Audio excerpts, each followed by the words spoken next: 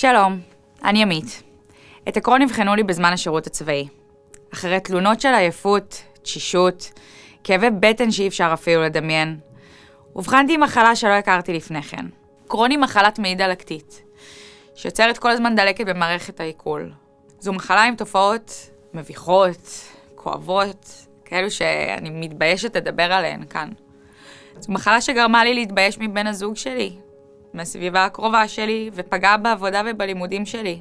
אפילו את טיול השחרור לדרום אמריקה שכל כך חלמתי עליו, הרופאים לא אישרו לי לעשות. וכך התחלתי להאמין שכל המטרות וכל החלומות שהצבתי לעצמי פשוט לא התגשמו. לאורך השנים עברתי אשפוזים וניתוחים רבים שלא צלחו, ובאמת אלו היו שנים קשות. לא הבנתי למה זה מגיע לי. תמיד הקפדתי לקחת את התרופות בצורה מסודרת, לאכול רק מה שמותר. גם ניסיתי רפואה לא קונבנציונלית. ניסיתי הכל.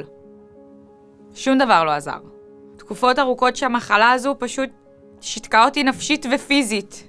אבל אז, בשיחה עם חולת קרון, הופתעתי לשמוע שאפשר לחיות באיכות חיים גבוהה גם עם המחלה. השיחה הזאת העירה אותי. היום, אחרי שנים של מאבק וחיפוש, אני יכולה להגיד, אני מרגישה טוב. מצאתי טיפול שעובד טוב בשבילי. הקרון כבר לא מהווה מגבלה בחיים שלי. אני ניצחתי, וקיבלתי את החיים שלי בחזרה.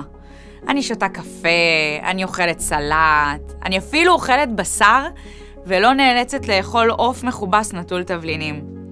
אפילו עשיתי את הטיולים שלי. וגם אתם. אל תוותרו או תתייאשו. בטח אל תתפשרו על החיים שלכם, כי זה הכל בידיים שלכם.